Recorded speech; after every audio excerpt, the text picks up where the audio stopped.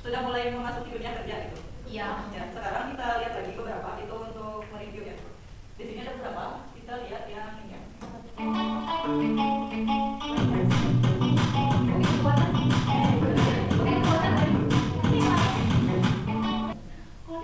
Itu tadi apa? Pelayan ya.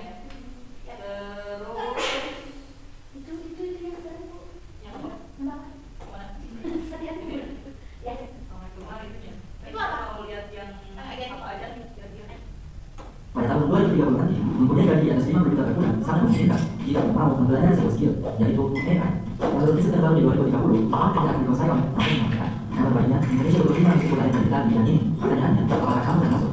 Machine learning and deep learning ini inti dari sebuah teknologi AI. Dengan bahasa ini, kami teknologi AI bisa bebas sendiri. Intelligence and deep data. Kalau kamu bisa mempercayai dan membuka sekolah dan di perusahaan, akan menjadi banyak nanti AI for automation and robotics. Di masa depan, banyak pekerjaan akan otomatis. Kami siap membuat organisasi ini yang orang yang mempunyai skill dalam bidang AI. Prompt engineering and general AI, orang yang tahu workshop yang lebih bisa mendapatkan digital prompt engineer. Dengan mempelajari skill tersebut, dan menjadi yang semua kita akan menjadi betul bukan hal yang salah. Dari yang udah kalian lihat tadi, udah cukup jelas atau mau lihat lagi?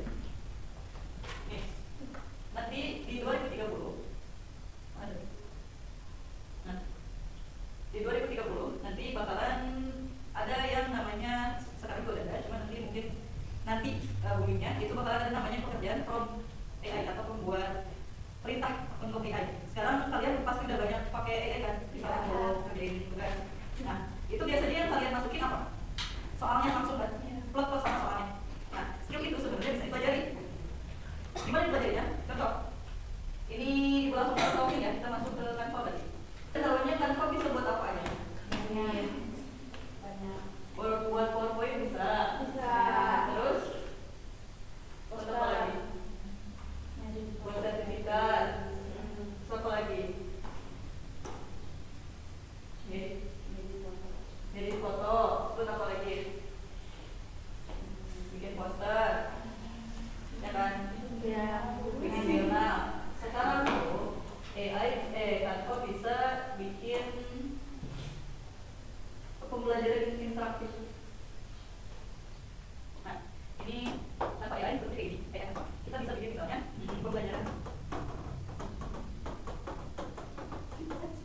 pembelajaran interaktif bahasa Indonesia tentang fenomena apa yang kita pelajari? Artificial intelligence.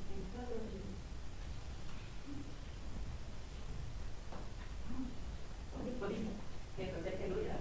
Nah, dia mau otomatis, mau sendiri, kita mau kita.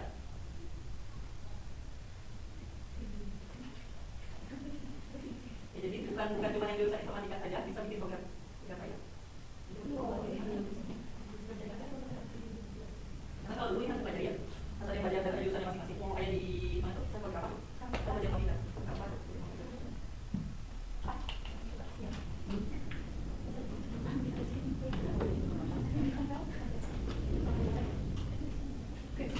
Nanti dia bakal tunjuk kayak ini. Maka pada paginya atau pada kuisnya langsung ada diskusi. Apa itu AI? Tapi misalnya udah nih, kita buat kuisnya. Apa banyak dari AI? Yang jualan siapa? AI sendiri, makanya pasti Elma. Itu dari soal benar-benar semua 100 lagi. Wah, diskusi. Nanti tapi nama gimana ya namanya? Namanya apa? Yang pada tinggi. Nah, udah jam itu orang gini katanya. Gitu. Kalau misalnya ini sebenarnya bisa dipakai buat terus sebenarnya. Kalau misalnya mau di share mana? Kita share tinggal ke web. Terus nanti dimasukin. Nanti publikasikan. Masukin halaman.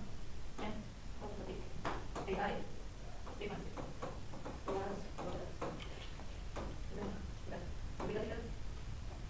Udah dipublikasikan. Terus nanti disalin, terus nanti kalau udah disalin bisa langsung dikirim linknya. Nah, balik lagi ke topik yang bakalan kita bahas. Yang kemarin itu apa? Bisakah AI menggantikan profesi manusia? Jawabannya apa? Bisa. Bisa. Yang bakalan kita bahas ada 7 profesi kan? Ya. Apa aja? Yang pertama, ada yang bahas supir kan? Ya, siapa supir?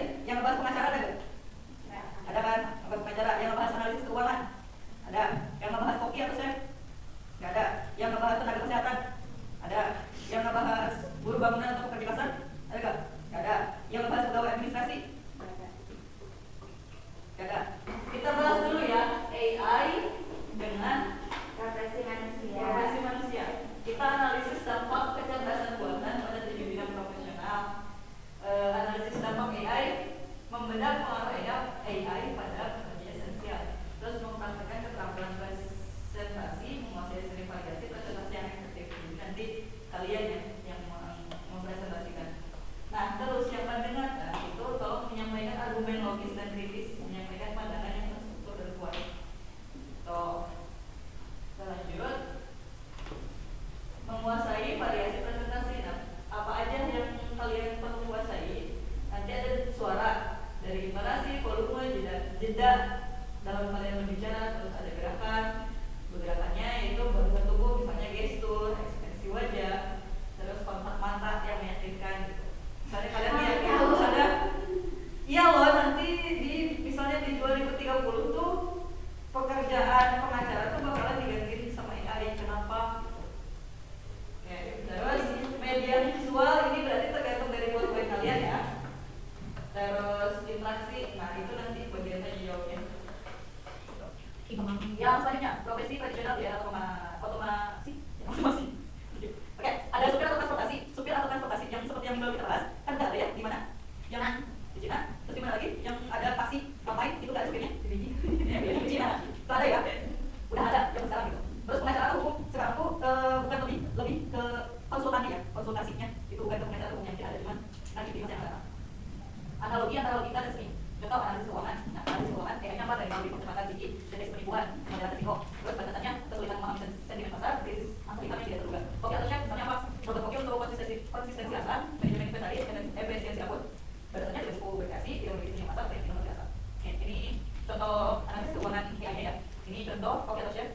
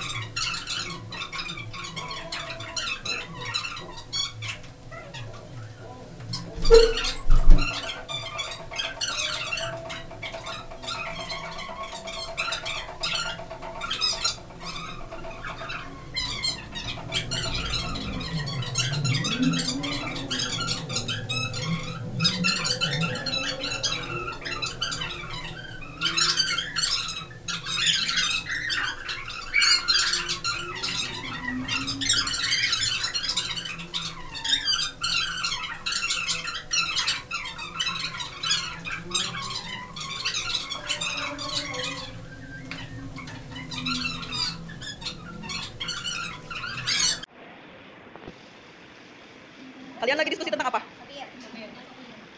Apa sih, Pak? Ya, oke. Kalian? Oke, kalian lagi? Tenaga kesehatan. Ya benar, tenaga kesehatan. Oke. Kalian lagi diskusi apa? Pengacara. Oke. Di profesi tenaga kesehatan ya.